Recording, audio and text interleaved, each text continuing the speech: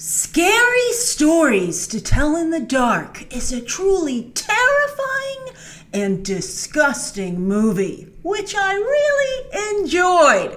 But yeah, do not get snacks for this one. When I showed up to the press screening, it was pouring here in New York City last night, and I guess everybody at the multiplex, the press screening was at a multiplex, I think everyone was like, let's just wait out the rain at the movie theater. So the line was like super long for snacks, even for AMC A-List, and I brought my card, and I was so upset because I thought this movie would need snacks, to be honest with you. My expectations were low. But not only did I love the movie, but I was so happy I didn't have snacks because, as I said, it's disgusting. Like, ugh. I don't even know if you can eat right after you see the movie. But that's not a knock at the movie. I think it's very much to the movie's credit because it's a scary story to tell in the dark. Now, also, speaking of scary, you know I'm a bit of a wimp when it comes to scary movies. You know, my threshold's very low, right? But I can still usually peek at the screen. But not here. Like, I can look through my fingers or just kind of look up a little bit. But nope, at points I was like, I'm just going to close my eyes. No, thank you. And then I would wait for the audience around me to scream, and then I would continue with the movie. The system worked quite well. And I would, in fact, recommend it to others who have a similarly low threshold, because I just want to remind you that the movie, it's so disgusting at points that there's no shame in looking away. And many people will vehemently disagree with me on that, but do you want this movie to do well or not? Like, I tried to think of people afterwards, I was like, that was surprisingly good. A couple of snide remarks from some sarcastic critics when I was walking out, but I think overall the reaction to this is very strong, as it should be. But I was thinking about some people I'd recommend this to, and I was like, this is so gross. I don't know if they can take it. So I'm telling them, I'm like, there's no shame in looking away for just a moment. Because while you might look away at the scariest moments of the movie and the most disgusting, the rest of the film is a true visual delight. Like, wow, the production design on this movie and the VFX are really impressively done. More so than for you. Although I have to say, I'll talk about Stranger Things actually a little bit later in this review as well, but Stranger Things Season 3 had really strong VFX, and I would actually put this movie on the same level. But on top of the strong production design and VFX, what this movie also has going for it is visual variety. Yes, Scary Stories to Tell in the Dark is chock full of cool and interesting visuals that cover a lot of ground when it comes to the different styles of film in the horror genre. You know, there's so many scary stories to tell, but usually there's one per movie. But here you've got a farm at night, a drive-in, a suburban home, a high school, a police station, a haunted house, a Victorian mansion, an insane asylum. Again, all in this movie, and all of them incredibly well done. They didn't skimp on any of it, and I was really impressed. And then on top of all that, another thing this movie has going for it is that while a lot of scary movies leave ghosts and ghouls to your imagination, here the movie is willing to do the hard work, and the movie does not cut away when I think most other films would. And the ghosts and ghouls are realized incredibly well on screen. I sometimes they were so well done that I looked away after just a moment. There's actually one, because there's one moment in the movie which really outdoes itself. Like, just when you think the movie can't get any better, and that's the Jangly Man. And I actually watched all of his scenes because they were so impressive. And when I was doing my notes for this review, I found out that this is a physical performance because another actor does the voice, but Troy James does the physical performance here. And while, of course, VFX are involved, his bendy body performance, and he's someone who, by the way, has also appeared on America's Got Talent. I don't think he went very far, but you might recall him from that if you're a fan of that show. But his work here is just mind-blowing. Like, I'm like, this guy is so good. So Jangly Man here was nuts. But then, when I was looking him up on IMDb, I happened to catch another of his credits, and that's in the recent Hellboy, where he did my favorite performance in that film as well, and that's Baba Yaga, where, you know, that's a female character, so I'm impressed that he did such a good job there, too. I never would have guessed it was a male performer, but an actress provided the voice. Just really, again, Troy James, an incredible talent. And, you know, everybody knows who Doug Jones is, also thanks to Guillermo del Toro, by the way. But I feel that Troy James deserves the same level of recognition. Again, he doesn't do the voice work, but his physical performances are amazing. Like, he should be getting Doug Jones level recognition. I'm amazed. And Gil Bellows' reaction to Jangly Man was just hilarious and incredibly satisfying. In fact, I think that's a really good way to describe this movie overall. Satisfying. It scratches the itch for a good, scary story so hard it draws blood. How's that for a quote, right? Now, when the movie started and it was revealed that it takes place at Halloween, I was like, I see you, Lionsgate. Release the movie now theatrically in the dead of August so it can hit streaming for Halloween. But, so at first I was kind of like, that's not cool. This should be a Halloween release. But the more I thought about it, I was like, October this year is particularly competitive with a lot of movies that are themed around the Halloween holiday. So it's actually not a bad plan for Lionsgate. Get this movie in when it's like the dead of August, where hopefully people will take a chance on it, as they should. Again, it's very good.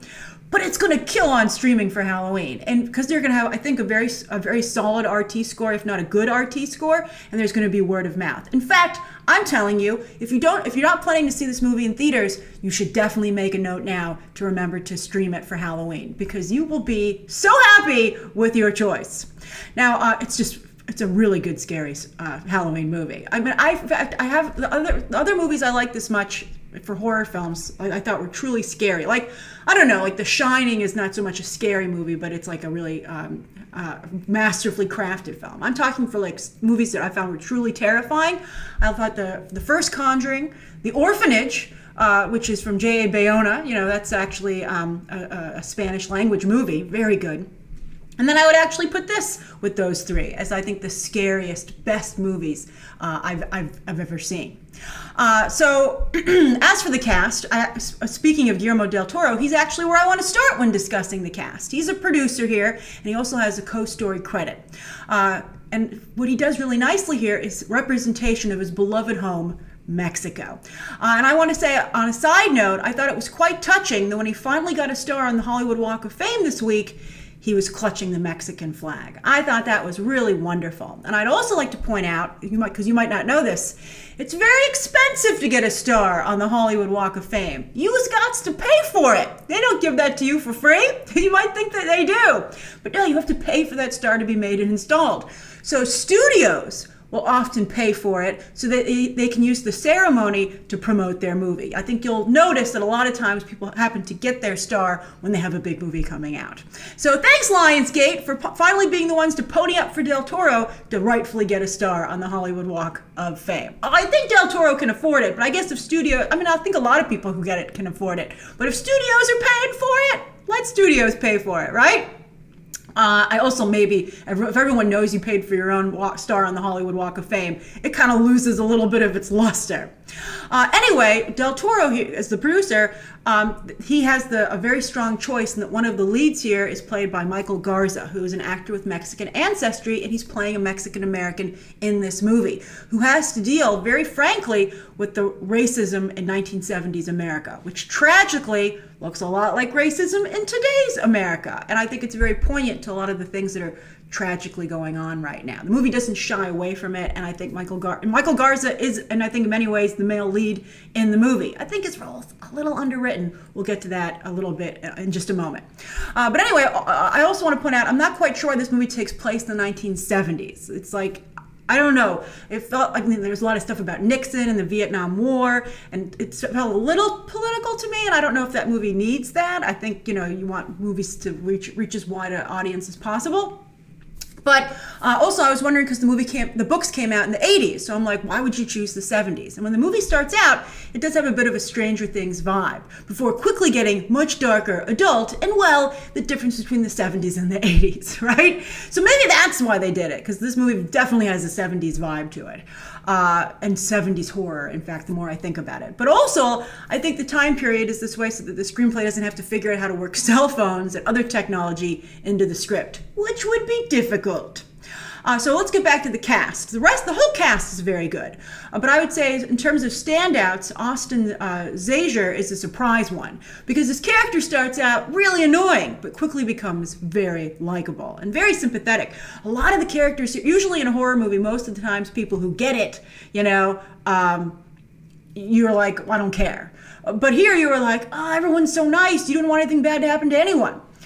Except for the first guy. He was really wonderfully creepy. I guess that's why, I don't want to give anything away. But anyway, I also really liked Natalie Ganshorn as his sister. She has a small role, but it's hard to make the popular girl sympathetic, and I thought she did an excellent job. She also has one of the grossest scenes in the movie, which she really sells. Stand out. She did a lot with very little, which is impressive. But as for Zoe Colletti as the lead, the role is extremely well written and sympathetic, but I thought she didn't do a lot with it. I didn't think she brought nearly as much to the table, personality-wise, as her co-stars. And I thought, actually, her glasses, particularly at the very end of the movie, did most of her work for her. And I felt her role was overwritten at the expense of Garza's Ramon, who, again, as I said, was underwritten. I thought it's an effort to create this strong female protagonist who, she was overwritten, but yet there was still a lot about her that we didn't know. I mean, and I don't want to give anything away. I had a big question about her mother and if that maybe possibly tied into the rest of the movie, to be honest with you. They set up a sequel, so maybe they'll address that going forward. But I thought that her role, she took up a lot of screen time to the point that Ramon wasn't as much of a leading man as I think that he should have been if you're going to make the effort to have a Mexican-American leading man. You're like, oh, then he should really be the leading man. And, I think that he kind of faded away as the movie went on. But really, these are minor complaints about a really well-made horror movie. So kudos to Norwegian director. It's an international affair. Andre Ovredal, whose 2010 breakout hit Troll Hunter got him a lot of press, but surprisingly little work. So hopefully, after another break, this time from Del Toro, Hollywood takes more notice of him. I think they will. I think this is a very strong film. Finally, the original books were criticized heavily for being inappropriate for children. And I think this movie fits that description perfectly. I would add, description-wise, that this is very much Goosebumps for adults. And I mean that as a compliment to both franchises. The first Goosebumps movie was really good. So that's my review of Scary Stories to Tell in the Dark. I'm curious to hear your thoughts about it down below. Don't put any spoilers in the comments. Be sure to subscribe. And of course, as always, you can check out some more videos right now.